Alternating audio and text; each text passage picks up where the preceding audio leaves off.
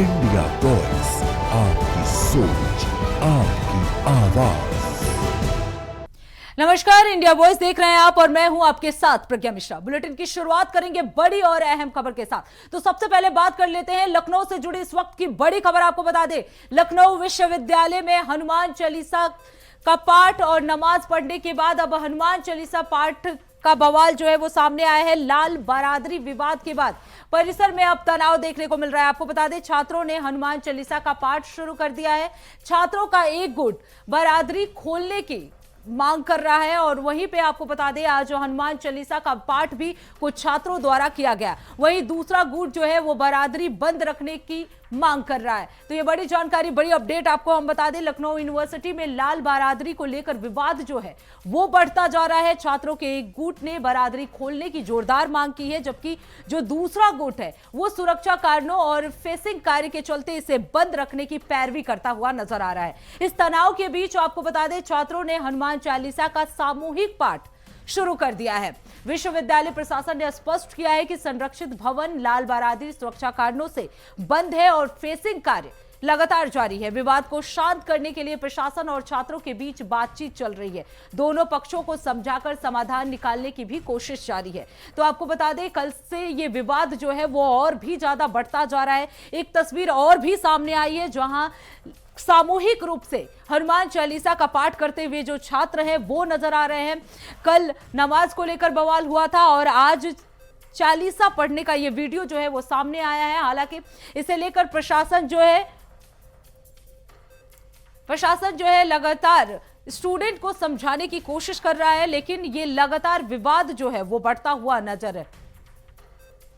वही इस खबर पर विस्तार से जानकारी देने के लिए राशिद आरिफ हमारे साथ जुड़ चुके हैं। राशिद, कल से ही ये विवाद जो है वो बढ़ता जा रहा है, लेकिन आज जो है एक और तस्वीर जो है सामने आई है, जहां सामूहिक रूप से जो स्टूडेंट है वो जो है हनुमान चालीसा का पाठ कर रहे हैं। क्या कुछ उनकी मांग है और ये विवाद और भी ज्यादा क्यों बढ़ता जा रहा है? क्या आपको पता है, लखनऊ विश्वविद्यालय में जो है ये लाल बारादरी का मामला तूल पकड़ता नजर आ रहा है जी। नहीं देखिए, बिल्कुल प्रज्ञा आपको बता दें, लखनऊ विश्वविद्यालय में जो है वो कहीं ना कहीं लाल बारादरी का मामला तूल पकड़ता नजर आ रहा है। कल से लाल बारादरी में नमाज पढ़ने को लेकर जिस तरह से छात्र का ये गुट जो है वो विरोध प्रदर्शन कर रहा था, वहीं लाल बारादरी के बाहर आज कुछ छात्र वहां पे पहुंचे, लखनऊ विश्वविद्यालय में हनुमान चालीसा का पाठ कर रहे हैं। देखिए, आपको बता दें, छात्र के कई गुट हो गए हैं। एनएसयूआई की बात की जाए, सपा की बात की जाए या एबीवीपी की बात की जाए, तो तमाम ये छात्रों के गुट हैं। अब वहां पे अलग अलग तरह के मांग कर रहे। एक गुट ये कह रहा है कि लाल बारादरी जिसमें नमाज पढ़ी जाती थी उसको खोलना चाहिए। दूसरा गुट कह रहा है कि वहां पे सिक्योरिटी के एहतियातन देखते हुए उसको बंद रखना चाहिए। एक गुट लगातार वहां पे ये कह रहा है कि उसमें जो है शनिदेव मंदिर है। तो तमाम ऐसे गुट जो है छात्रों के, अब वहां पे विवाद थमने का नाम नहीं ले रहा। हालांकि पूरे मामले को लेके कल जो है जो एलयू के अधिकारी थे प्रशासनिक, वो भी उन्होंने छात्रों से मुलाकात की। दूसरी चीज आपको बता दें, जिस तरह से लखनऊ विश्वविद्यालय में छात्रों का प्रदर्शन लगातार हो रहा है। हालांकि अगर बात की जाए लखनऊ विश्वविद्यालय प्रशासन की तरफ से एक नोटिस भी कल हम लोगों के सामने आई थी कि लाल बारादरी जो है वो पूरी तरह से जर्जर हो चुकी है, उसका रिनोवेट का काम होगा। ये 2 फरवरी को पत्र लिखा गया था निर्माण विभाग को, लेकिन आपको बता दें कि ये पत्र किसी के छात्र के पास नहीं था, ना नोटिस छपाई गई थी। उसी के बाद में ये मामला कहीं ना कहीं तूल पकड़ने लगा था। देखिए, आज छात्र वहां पे पहुंचे हैं, हनुमान चालीसा का पाठ पढ़ रहे। अब पूरी तरह से लखनऊ विश्वविद्यालय में राजनीति देखने को मिल रही है, क्योंकि जिस तरह से ये मामला था वो इतना बड़ा नहीं था कि इस तरह से तूल पकड़ता। लेकिन कहीं ना कहीं स्कूल कॉलेज प्रशासन की जो है लापरवाही आप कह सकते हैं, क्योंकि नोटिस नहीं लगाया गया, छात्रों से बात नहीं की गई कि आप नमाज कहाँ पढ़ेंगे या बारादरी जर्जर है, इसको बनाया जाएगा, रिनोवेट किया जाएगा, क्या करना है, कोई स्थिति साफ नहीं थी। जिसके बाद छात्र के गुट अब आमने सामने आ गए। एक गुट जो है प्रोक्टर के ऑफिस के बाहर बैठा हुआ है, कि लाल बारादरी को खोल दिया जाए, लेकिन दूसरा गुट वहीं पर बैठा हुआ प्रदर्शन पे कि इसको नहीं खोलना चाहिए। पूरे मामले को लेकर विश्वविद्यालय में जहां पढ़ाई होना चाहिए वो एक अखाड़े का मैदान बन चुका है। छात्र कभी आमने सामने आ जाते हैं और ऐसी स्थिति उत्पन्न हो जाती है कि लगता है कि वहां पे संग्राम अब देखने को मिलेगा। लेकिन वही अगर बात प्रशासन की तो पुलिस जो है तो भारी तादाद में वहां पे लगाई गई है और सुरक्षा व्यवस्था के कड़े इंतजाम भी किए गए हैं। बिल्कुल राशिद, लेकिन खबर ये भी सामने आ रही है सूत्रों के हवाले से कि 13 लोगों को नोटिस भी जारी किया गया है।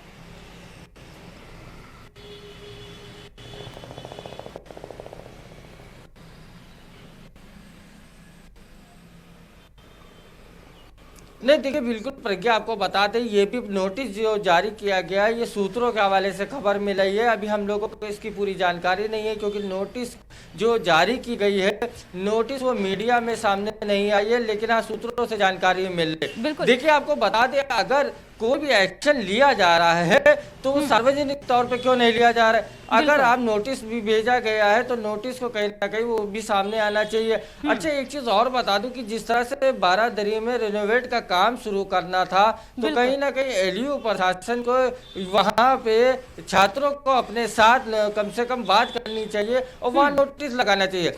देखिए पूरे मामले को अगर बात की जाए तो तमाम ऐसे अब राजनीतिक जो लोग हैं वो भी बयानबाजी देने लगे क्योंकि देखिए मोहन भागवत जो है वो कहीं ना कहीं 2 दिन पहले वहाँ एलयू में आए थे। उसी के 2 दिन के बाद में लाल बारादरी को जब सीज किया गया तो छात्रों का ये भी कहना था कि क्या मोहन भागवत के आने के बाद में क्या कॉलेज प्रशासन क्या दिखाना चाहता है। तो तमाम चीजों पे छात्र सवाल भी कर रहे हैं। हालांकि स्कूल कॉलेज प्रशासन की पूरी तरह से चुप्पी से और ये मामला बढ़ते जा रहा है। हालांकि जिस तरह से कॉलेज में पढ़ाई होना चाहिए छात्र वहाँ पे पढ़ने जाते हैं, बाहर के तमाम छात्र हॉस्टल में रहते हैं पढ़ाई करते हैं, लेकिन वो छात्र का कैंपस कम अब अखाड़े का कैंपस ज्यादा लगने लगा है।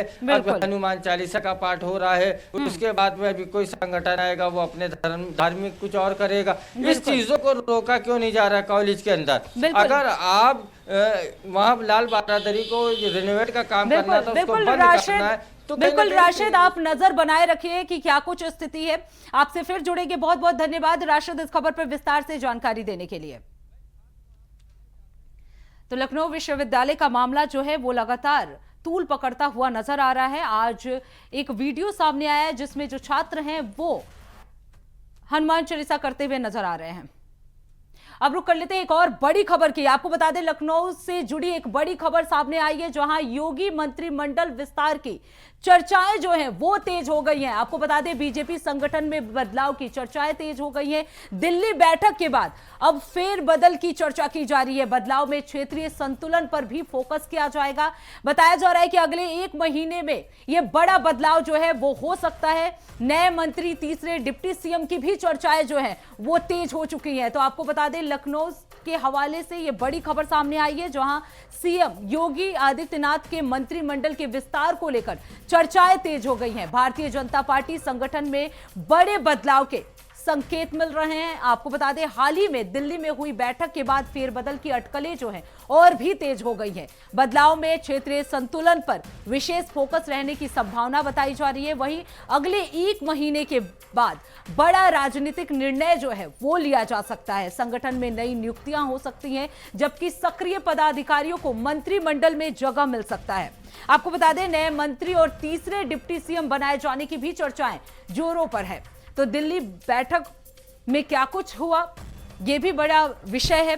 तो बीजेपी संगठन में बड़े बदलाव की चर्चाएं जो है वो तेज हो गई हैं। दिल्ली बैठक के बाद ये फेरबदल की चर्चाएं तेज हो गई हैं। आपको बता दें सीएम कैबिनेट में जो बदलाव होने वाले हैं उसको लेकर चर्चाएं तेज हो गई हैं। योगी मंत्रिमंडल की विस्तार की चर्चाएं तेज है। तीसरे डिप्टी सीएम की भी बात चल रही है। इसके साथ ही आपको बता दें जो सक्रिय पदाधिकारी हैं उनको भी कोई महत्वपूर्ण पद मिल सकता है। नए मंत्री जो हैं वो शामिल हो सकते हैं। तो आपको बता दें योगी मंत्रिमंडल की विस्तार की चर्चाएं जो है वो तेज हो चुकी हैं। बीजेपी संगठन में बड़े बदलाव की बात कही जा रही है। अगले 1 महीने के भीतर ये बड़ा बदलाव जो है वो देखने को मिल सकता है। आपको बता दें कुछ दिन पहले दिल्ली में बैठक हुई थी जिसके बाद से ये चर्चाएं जो है वो तेज हो गई हैं। कैबिनेट में चेंजेस किए जाएंगे। मंत्रिमंडल में बदलाव किए जाएंगे। इसको लेकर चर्चाएं काफी तेज हैं। नए मंत्रियों को भी जगह मिल सकती है, बड़ी जिम्मेदारी जो पुराने मंत्री हैं उन्हें दिए जा सकते हैं। बहुत ऐसी चर्चाएं हैं जो सामने आ रही हैं। आपको बता दें, लखनऊ में ये कैबिनेट में बदलाव की चर्चाएं जो हैं वो तेज हो गई हैं। योगी मंत्रिमंडल की विस्तार की चर्चाएं तेज हो गई हैं। 1 महीने के भीतर बड़ा बदलाव जो है वो देखने को मिल सकता है। तो बीजेपी संगठन में बदलाव की चर्चाएं जो हैं वो तेज हो गई हैं। कुछ दिन पहले दिल्ली में ये बैठक हुई थी, उसके बाद से ये माना जा रहा है कि मंत्रिमंडल में बदलाव जो है वो होंगे। वहीं इस खबर पर विस्तार से जानकारी देने के लिए अनुराग तिवारी हमारे साथ जुड़ चुके हैं। अनुराग, कैबिनेट में बदलाव की चर्चाएं जो है वो काफी तेज हो गई हैं। क्या कुछ बदलाव हो सकते हैं और दिल्ली बैठक में क्या चर्चा हुई है और संगठन उसको कैसे ले रहा है?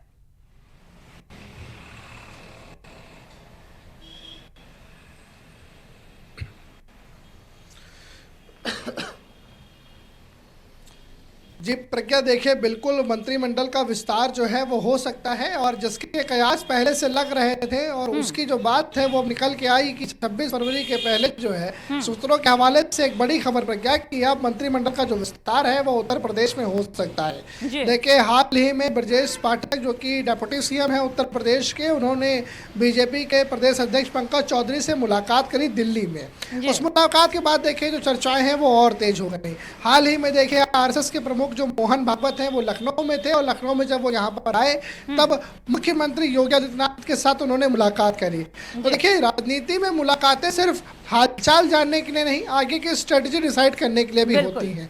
ऐसे में जो कयास है वो यही कि उत्तर प्रदेश में जल्द ही मंत्रिमंडल का जो विस्तार है वो होने वाला है। देखिए सारी मुलाकातें जो हैं वो उस और इशारा भी कर रही हैं। तमाम नाम भी हैं प्रज्ञा जो इस लिस्ट में दौड़ रहे थे और इन लिस्टों में दौड़ रहे नाम के साथ साथ तमाम वो नाम थे जो अभी तक है नहीं, लेकिन कयास है कि वो भी आ सकते हैं। देखिए बहुत सारी चीज़ें हैं जो राजनीति के इर्द गिर्द चल रही हैं, लेकिन इस वक्त सबसे बड़ी चीज़ यही कि मंत्रिमंडल का जो विस्तार है उत्तर प्रदेश में बहुत जल्द ही हो सकता है। 38 से 48 घंटे का देखिए टाइम स्पैन है, इसके अंतर्गत मंत्रिमंडल का विस्तार हो सकता है। देखिए चर्चाएं लखनऊ में भी हैं, दिल्ली में भी है। मोहर किसके नाम पर लगेगी प्रज्ञा, ये देखना दिलचस्प रहेगा। बिल्कुल अनुराग, अगर बात की जाए क्या चर्चा में तीसरे डिप्टी सीएम या नए मंत्रियों के नाम भी सामने आए हैं?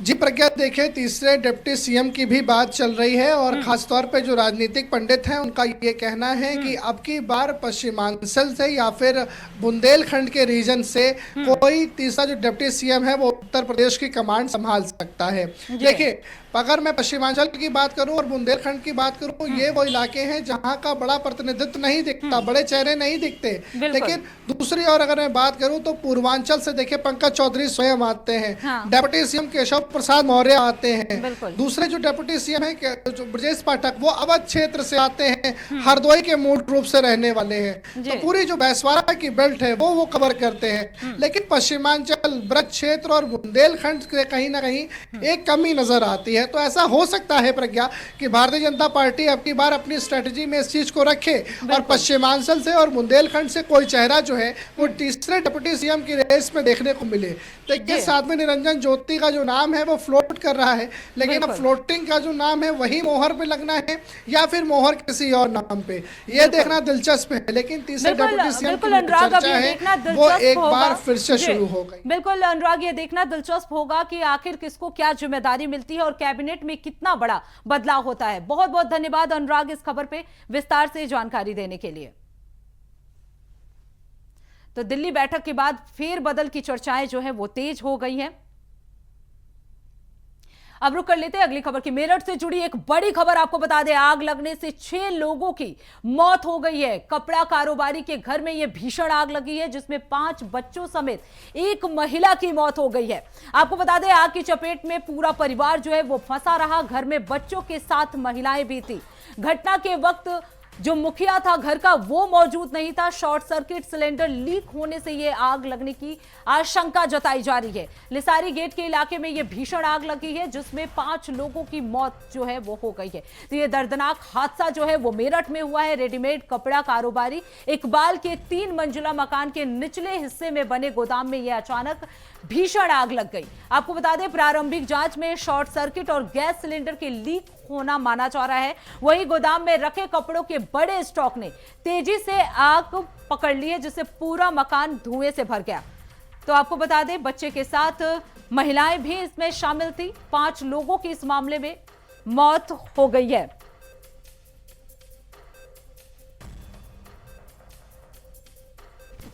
तो आपको बता वहीं इस खबर पर विस्तार से जानकारी देने के लिए शाहरुख सैफी हमारे साथ जुड़ चुके हैं। शाहरुख, ये घटना कैसे हुई और कितने लोगों की मौत हुई है इस घटना में? जी बिल्कुल प्रज्ञा, मैं आपको बताऊंगा ये मेरठ के थाना लिसारी गेट इलाके के चिजवाई नगर का मामला है। देर रात जो यहाँ के जेंट्स थे पिता था वो नमाज पढ़ने गया हुआ था। इसके बीच में वहां पर एक शॉर्ट सर्किट होता है। इस मकान जो था वो 3 मंजिल बना हुआ था जिससे वहां शॉर्ट सर्किट के कारण पहले धुआं उठता है तो तेज लगते हुए अपने आप को विकराल रूप धारण कर लेता है। इसी बीच एक ऊपर की जो निचली की मंजिल है पहले उसमें आग लगती है। हालांकि वहां पर छोटे बच्चे और महिलाएं मौजूद थी। जब बच्चे वहां पर अफरा तफरी का माहौल हुआ, भागे तो देखा वहां आग की लपटें इतनी बढ़ चुकी थी कि कमरों में धुआं हो चुका था। इसलिए बच्चे जो है घबरा करके अंदर दम घुटने से उनकी जुलस भी चुके थे। लेकिन जब उनको डॉक्टर के लेके गए तो वहां पर डॉक्टर ने उनको जुगाते ही मरने की कोशिश कर दिया। इसमें 5 बच्चे और एक महिला मौजूद है। महिला की जो उम्र है वो करीब 25 से 26 साल बताई जा रही है। जो बच्ची है, बड़ी बच्ची है, वो 12 साल की है और बाकी 2.5 साल की बच्चा है और एक 3.5 साल का बच्चा है। इसमें कुल मिलाकर के 6 लोगों की इसमें दर्दनाक मौत हो चुकी है। हालांकि मौके पर कई अधिकारी देर रात तक मौजूद रहे। परिजनों का जो आरोप है कि ये था कि हमारे जो बिल्कुल शाहरुख, अगर क्योंकि जब ये घटना हुई थी आप वहां मौजूद थे, ऐसे में जो आस पड़ोस के लोग थे उनका क्या कुछ कहना था, उनका क्या रिएक्शन था? जो बिल्कुल जो आसपास के लोग थे, क्योंकि गली बहुत पतली थी, वहां पर जो फायर ब्रिगेड की गाड़ियां थी वो अंदर जाने में असमर्थ रही। लेकिन उसके बाद जो आसपास के लोग थे उन्होंने बड़ी मशक्कत के बाद वहां पर अपने मकान से सीढ़ी लगाई। सीढ़ी लगाने के बाद वहां अंदर उतरने के बाद उन्होंने बच्चों को बचाने की कोशिश की, लेकिन सीढ़ी भी बीच में से टूट पड़ी और टूटने के बाद वहां से उनका संपर्क जो था वो भी कहीं ना कहीं टूट गया। वहां पर जब बच्चों का दम घुटा तो वहां पर अफरा तफरी का माहौल था। लोगों ने अपने घर से बाल्टियां भर भर के पानी डालने की कोशिश की, लोग अंदर जाने की कोशिश कर रहे थे, लेकिन आग का जो विकराल रूप था वो इतना जबरदस्त था कि लोग अंदर जाते हुए कहीं ना कहीं डर रहे थे, क्योंकि नीचे कपड़ा व्यापारी जो था उसका माल स्टॉक था। जब वो आग नीचे की और बढ़ी तो नीचे से भी आग की लपटें ऊपर की और बढ़ चली थी, क्योंकि वहां पर सिलेंडर भी था। सिलेंडर भी लीकेज बताया जा रहा है, लेकिन अभी जो सही पुष्टि है वो नहीं हो पा रही है कि आग जो लगी है वो किन्हीं कारणों से लगता है। बिल्कुल शाहरुख, अगर और लोगों की स्थिति की बात की जाए, क्योंकि जैसा कि आपने बताया 5 लोगों की मौत हो गई है जिसमें एक महिला भी शामिल थी, अब कुछ लोग क्या इस मामले में घायल भी हुए हैं?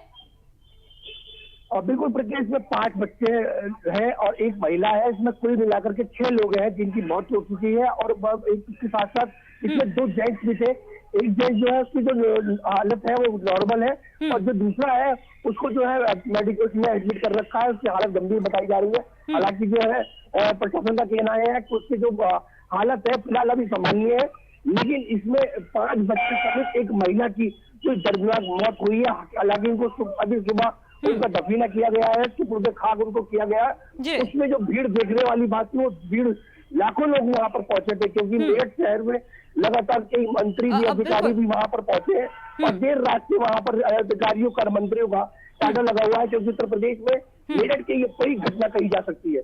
बिल्कुल शाहरुख, यानी प्रशासन और सरकार की तरफ से मुआवजा देने की भी बात कही गई है? पंजाब में कोई मुआवजे की या मदद देने की कोई बात नहीं गई है। परिजनों का जो सीधी मांग थी वो ये थी कि हमें लोगों का पोस्टमार्टम नहीं कराना है, तो कहीं ना कहीं प्रशासन ने इस चीज में उनकी मदद करते हुए पोस्टमार्टम ना करा करके उनको बॉडी हॉस्पिटल से उनके घर पर भेज दी थी। और हालांकि अब सुबह उनकी जो बॉडी थी उनको 10:30 बजे सुपुर्द खाक उनको किया गया है। इसमें भीड़ उमड़ी हुई थी और देखने वाली बात ये थी कि वहां दूर दूर से लोग यहाँ पहुंचे थे। बिल्कुल मंत्रियों की बिल्कुल बात करें, दर्दनाक अधिकारियों की हादसा बात है करें। ये शाहरुख, क्योंकि 5 लोगों की मौत हो गई है जिसमें एक महिला भी शामिल थे। बहुत बहुत धन्यवाद शाहरुख इस खबर पे विस्तार से जानकारी देने के लिए। तो कपड़ा कारोबारी के घर में यह भीषण आग लगी जिसमें 5 बच्चों समेत एक महिला की मौत हो गई है। ये सूचना डायल 112 पर प्राप्त हुई। ये लिसाड़ी गेट के सद्दीक नगर एरिया में एक हाजी इकबाल अहमद जी हैं, उनके मकान में आग लगी हुई है। 3 मिनट के अंदर डायल 112 की गाड़ी और थोड़ी देर बाद ही एसपी सिटी, एएसपी कोतवाली और फायर ब्रिगेड की गाड़ियां वहां पर पहुंची। गली काफी सक्रिय होने के कारण फायर टेंडर वहां पर नहीं जा सकता था, इसलिए जो नई बाइक्स आई हैं उनको वहां पर भेजा गया। और यहाँ के एक बहुत ही अच्छे गुड समैरिटन हैं, उन्होंने भी उसमें बड़ा अच्छा काम किया और सीढ़ी लगाकर वो लोग अंदर घुसे। सबसे पहला काम जो हमारे पास में था उस आग को कंटेन करना था, क्योंकि काफी डेंस एरिया है, तो अगर आग फैल जाती तो इसमें बहुत दिक्कत हो सकती थी। उसमें तत्काल फायर ब्रिगेड के द्वारा अपने सारे संसाधनों का यूज करते हुए उसको फायर को कंटेन किया गया। इस सूचना के बाद पुलिस तत्काल पहुंच गई, फायर ब्रिगेड की गाड़ी पहुंच गई और राहत का बचाव का चालू हो गया। एसपी सिटी मौके पे पहुंच गए। उसके बाद सिटी मजिस्ट्रेट, एडीएम सभी लोग मौके पे पहुंच गए और पहुंचने के बाद बचाव और राहत लगातार प्रारंभ कर दिया गया। और इसके बाद मैं स्वयं और एसएसपी साहब दोनों लोग मौके आए। पता चला कि 7 लोग इंजर्ड थे, उनको राजधानी हॉस्पिटल में लाया गया था। राजधानी हॉस्पिटल में डॉक्टर्स ने ट्रीटमेंट दिया। ट्रीटमेंट के बाद ये पता चला, हमारे सीएमओ भी यहाँ पे आए, ये संज्ञान में आया कि उसमें 6 लोग जो है ब्रॉड डेथ थे। पूरी जांच पड़ताल के बाद, सीएमओ की रिपोर्ट के बाद, ये सुनिश्चित कराने के बाद कि यहाँ के डॉक्टर्स ने, जो राजधानी हॉस्पिटल के डॉक्टर्स थे, उन्होंने कहा कि क्योंकि रेफर करने योग्य नहीं है, ब्रॉड डेड है। हालात में सब लोग, उन लोगों के जिनके बच्चे गए हैं, जो भी डिसीज है, जिनकी कैजुअलिटी हुई है, उनके गम में शरीक है हम सब लोग। और हम लोग भी ये चाहते थे कि पोस्टमार्टम हो ताकि आगे भी कुछ कार्रवाई हो सके, मदद की और जो भी। लेकिन पूरे घर के लोग, उनके रिश्तेदार, वो सब चाहते हैं पोस्टमार्टम ना हो। यहाँ अधिकारी बैठे हैं, डीएम साहब हैं, कप्तान साहब हैं और दूसरे अधिकारी, सबके सामने उन लोगों ने इनकार किया। माजूर चाहिए कि हम ऐसा नहीं कराएंगे।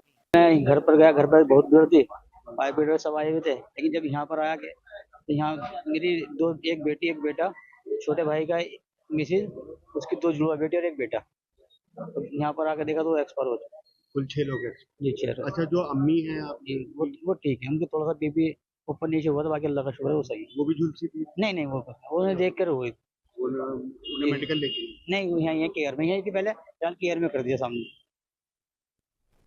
तो इसी के साथ इस खास बुलेटिन में बस इतना ही। देश दुनिया की तमाम बड़ी खबरों के लिए देखते रहिए इंडिया वॉइस। तब तक के लिए नमस्कार।